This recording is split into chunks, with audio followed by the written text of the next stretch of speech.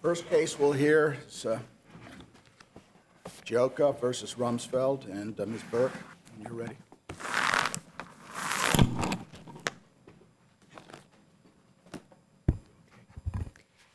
Good morning, Your Honors. My name is Susan Burke, and I'm honored to represent here today 28 brave service members who donned the uniform to defend this nation. They also exhibited bravery in coming forward with their own personal stories of tragedy of rape. We are here today to ask this court to reverse the lower court. The lower court slammed the courthouse doors shut on the rape survivors, reasoning that it had to abstain from adjudicating this Bivens claim because of Supreme Court jurisprudence. Well, before we get too far into that, I wasn't quite sure from reading the supplemental briefs that we requested, particularly yours, as to the basis of jurisdiction for the plaintiffs that were Coast Guard members. Your Honor, and I conferred with the counsel from DOJ this morning. The reality is that there are two Coast Guard plaintiffs that likely do not have standing. We have a declaration of war, but it may be that we also need a congressional declaration over and above the declaration of war. So it's not a matter that was adjudicated below, and we do not believe it's necessary that this court reach that issue without a full factual record on what declarations, in fact, were entered. Well, you're the plaintiff, and that's your burden to show jurisdiction. Now, you may be right, as the government indicated, that it wouldn't be necessary, depending on the disposition of that case, to reach the jurisdictional issue. But it's always your burden to show jurisdiction. I understand, Your Honor, and we had relied on the cases that we cited and our understanding that there had been a declaration of war, as well as the practical reality that we learned from the two Coast Guard personnel that they were integrated into the UCMJ process at the time. And so it is a relatively complex issue, Your Honor, that I do not believe needs to be adjudicated by this court. We are asking this court to walk a very narrow path. We understand that there is a concern about intruding upon military discipline, intruding upon the war-making authority. But we believe that there are two reasons why this is a unique case that should, in fact, be heard by the federal courts. The first is that the injuries arrive from conduct that is not incident to service. The claims arise from rape and sexual assaults, which the military itself had. That's sort of, that's not obvious.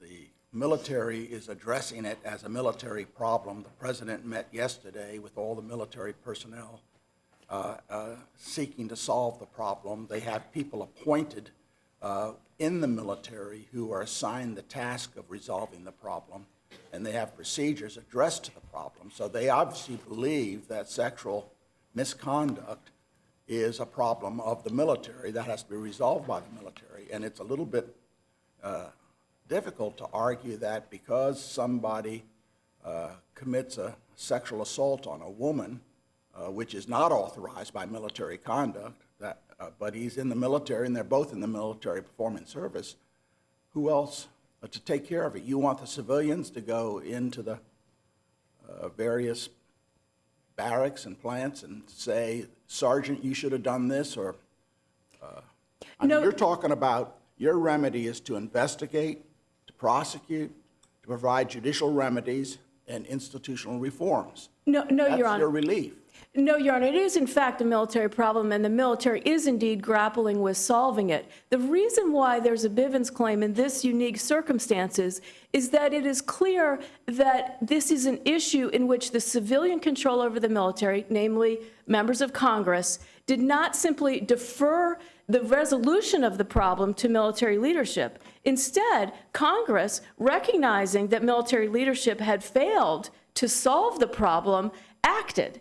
And Congress acted quite clearly and gave very specific directions. Did it give any judicial remedies? It gave, what we have is the Bivens, the blunt deterrent of money damages. Did Congress give any judicial remedies? Congress has not created a cause of action for the narrow issue that confronts this court. So and Congress addresses the problem, they set deadlines, they tell the military what to do, but they don't create a judicial remedy. That should say something.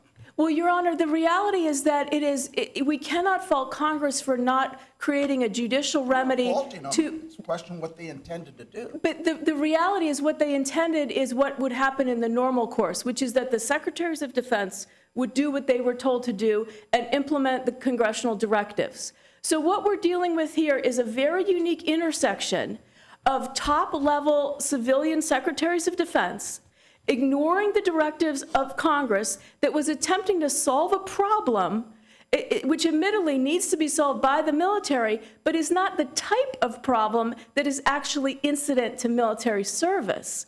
Rather, I just can't conceive. This is a serious problem. Yes. It's a very serious problem, and it's been ongoing, and it's getting more serious, as you represent. And it's become a public issue, and Congress and the executive are taking it very seriously now. It's on the highest priorities. I can't figure out how the judicial branch is going to get involved in reforming and challenging management and saying this decision wasn't made, a person defalcated, this person didn't apply the laws that were directed to the military. We'll just become managers, day-to-day managers of the military, which is just what the Supreme Court has said we ought not to do. But, Your Honor, that's not what we're asking you to do. We're asking you to do something that is quite simple and quite normal in the administrative process, and that's to look at past history, identify instances in which individuals intentionally violated written law, and say, you shouldn't have done that, and because you did it, it's gonna cost you. You're gonna have to pay the people that you hurt. And in this instance, But to get a Bivens remedy for money damages, which is exactly what you've asked for. Yes. It's the first sentence in your complaint. yes, The Supreme Court in Stanley and other cases has been very, very clear to say that there is no Bivens remedy for anything incident to military service. That's a special circumstance. And they have defined that very broadly to be exactly what it looks like you would have to do in this case, which is examine the management of the military and the supervision through the chain of command. Now, the fact that you're starting with the secretaries as opposed to a non-commissioned officer or an officer in one of the branches, it's still within the chain of military command. It's very difficult to understand post-Chappell, post-Stanley. If the Supreme Court said in a military context, we're going to not give you Bivens relief for racial discrimination. We're not going to give you Bivens relief if you involuntarily subject military personnel to drug testing, that you could prevail here. They've never allowed a Bivens claim. Your Honor, I realize that I do have rocky legal terrain in front of me, but the reason I think that we are able to be here in good faith and pressing for a Bivens remedy is those two cases themselves. When you parse through what the Supreme Court made clear in both of those cases is that they were not creating a per se rule that no claim whatsoever brought by a member of the military could be brought. In fact, the Supreme Court always took great care to point out that they weren't doing that. And so therefore— And in Stanley, they told you why. And they said that's because in any earlier case, there was not a claim for money damages. It was for some other form of constitutional relief, such as an injunction.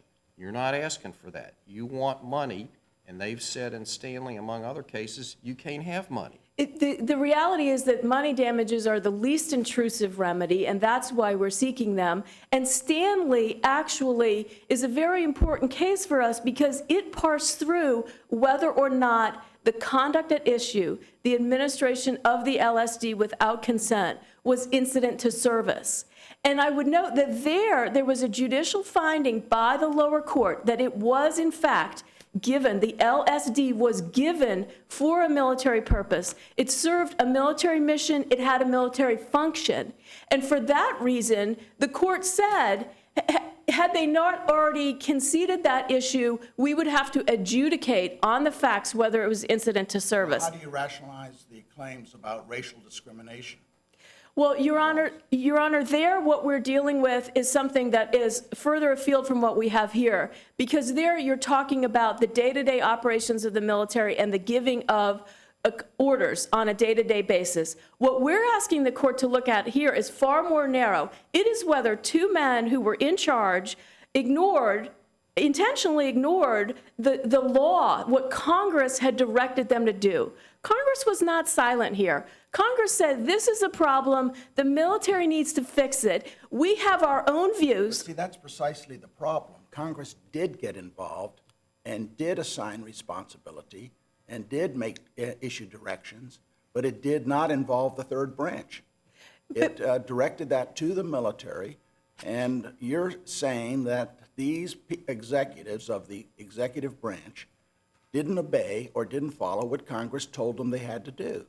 But Congress doesn't have us police the military. They didn't even suggest that we should be policing the military in those provisions. But, Your Honor, what you're not being asked to police the military. What you're being asked to do is what you do day in and day out, which is to measure the conduct. Congress tells us to do.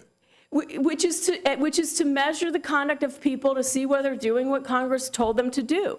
Here we have very specific instances in which Congress spoke and said, you leaders of the military, the Secretary of Defense, you need to do these things in order to make sure we reduce rape and sexual assault. For instance, you say that they failed to provide an adequate judicial system as required by the Uniform Military Justice Act. Well, Congress wanted to have the military adjudicate these things, not the courts. And you almost give away your hand at that type of allegation, which is to have us provide an alternative to what Congress intended to have. Your Honor, the reality is that the scope of the relief we're seeking is narrowed to that zone where we have those two factors. The factor that the rape and sexual assault is not incident to service, which appears to be conceded by the United States in their brief at page 20. And then the second factor is... Let me ask you, all misconduct that violates provisions and rules is not part of the military service. Somebody hits a soldier in the jaw and breaks his jaw is not carrying out a military order. But yet the military handles that as a military matter in the course of the military. Now you have a sexual assault. The military obviously considers it a military matter because they are addressing it. They have been. They have appointed, how many was it, 6,000 or 600 special officers just to police sexual conduct of soldiers. Now, some of those are even implicated these days in the public press that we note, but it's not totally irrelevant because it's indicative of the fact that this is a serious military problem, and I don't know how we could manage it and say this order wasn't given or this particular case wasn't honored in the military court of justice. You'd have to review what they did. And, Your Honor, I understand the complexity and I understand the concerns, but I do believe there is a unique intersection here because you have the civilian control, you have Congress speaking so clearly and directly to these two men. And it may be that the only thing that is able to be the basis of a Bivens action is their direct violations of those congressional directives. But we have alleged, and it is of record, that they did in fact violate express congressional directives. Now, if you do not abstain and we go back down.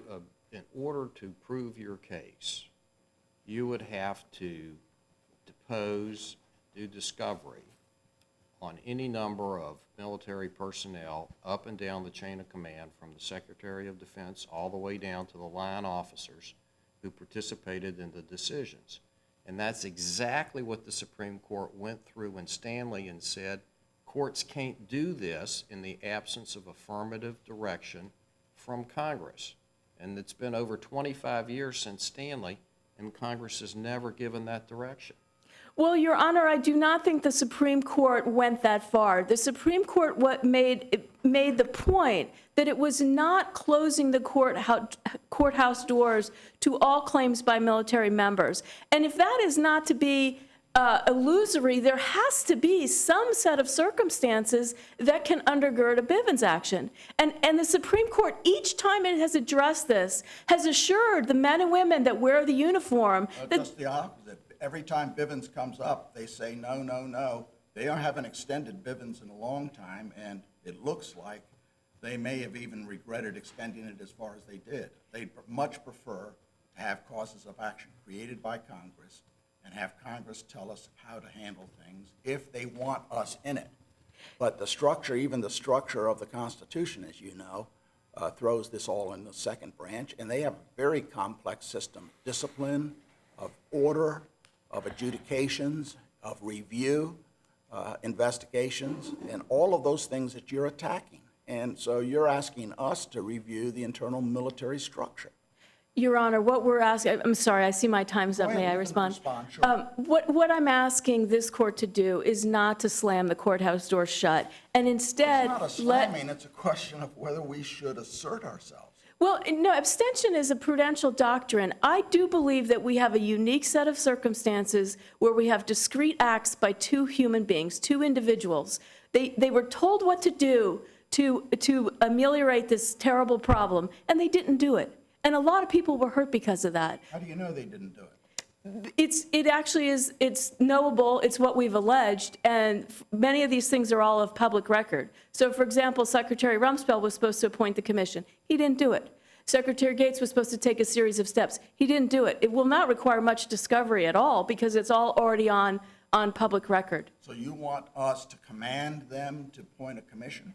No, I want You want money damages. You want money damages to some soldiers who are victims with the presumed assertion that the failure to appoint a commission caused their sexual assaults. That's right, Your Honor. That's what we're asking. We may run into causation problems if we get back down, but I do not think this is the one in which the court should abstain.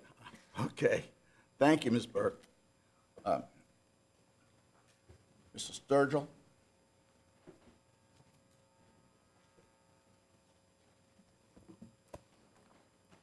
Good morning. May it please the court, I'm Lowell Sturgill from the Department of Justice representing former Secretaries of Defense Rumsfeld and Gates, who've been sued in their individual capacities. Of course, in our view, the district court correctly dismissed this claim because the Congress has not authorized the cause of action that plaintiffs have sought to allege, and the plaintiffs' allegations all relate to defendants' management of the military.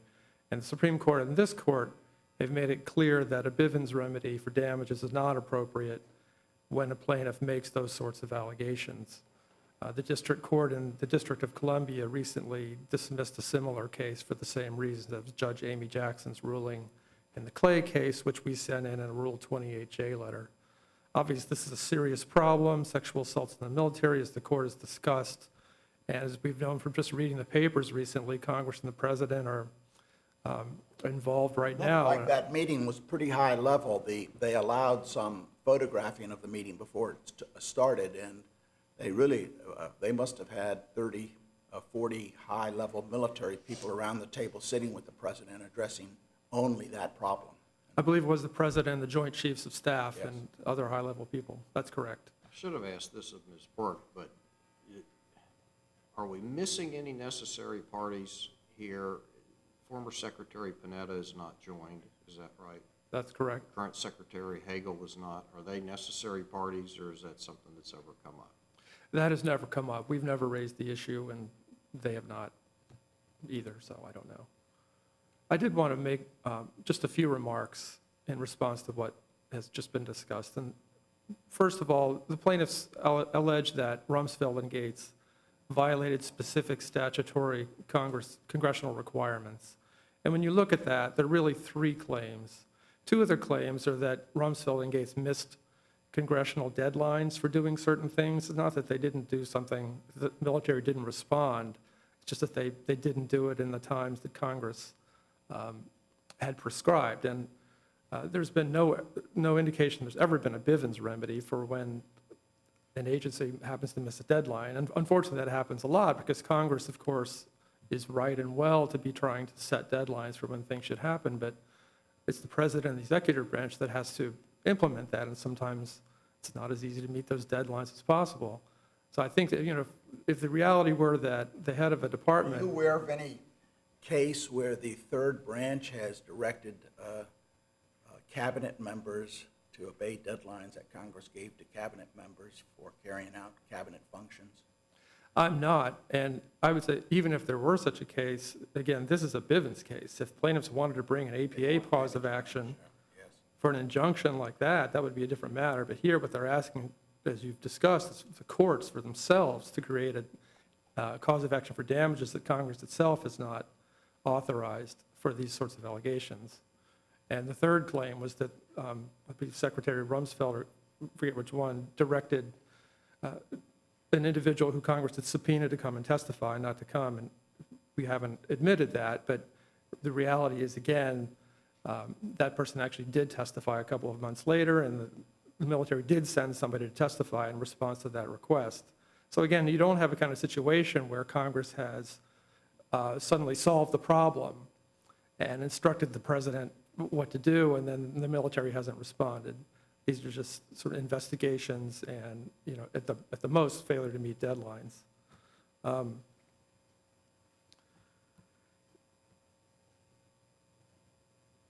Again, the bottom line of the case is that even if the claims are, they seem to have abandoned all the claims other than the claims that defendants have violated these statutory mandates. But even if that's the case, it still involves the management of the military. And under the Shearer case in particular, and Stanley and Chappelle, there's no such Bivens cause of action.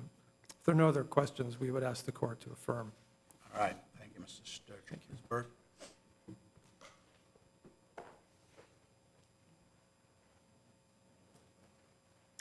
A careful reading of Stanley and Chappelle does not foreclose this case. And I would again urge you to look at the way the Supreme Court really parsed out in Stanley whether or not that the involuntary administration of LSD was incident to service. So I think to begin the Bivens analysis, you have got to go back to the touchstone of the incident to service test. Otherwise, what we are basically doing is creating a wholesale rule that says there's never a time in which a military member can sue to try to enforce their constitutional rights. And I'm sure you're familiar with the statement. I think the government quoted it in its brief, perhaps from Dean Shermaninsky's treatise. And if anybody in the legal academy would be lining up behind you, I think it would be the dean. And his treatise says, the law is now settled that Bivens suits, this is post-Stanley, are never permitted for constitutional violations arising from military service, no matter how severe the injury or how egregious the rights infringement.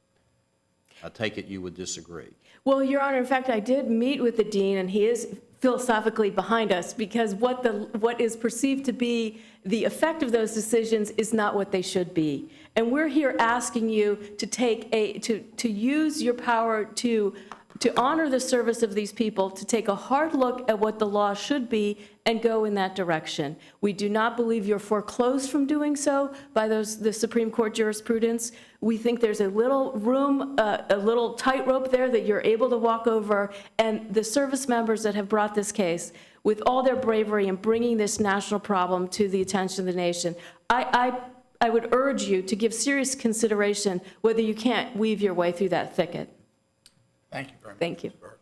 We'll come down and greet counsel and then proceed on to our next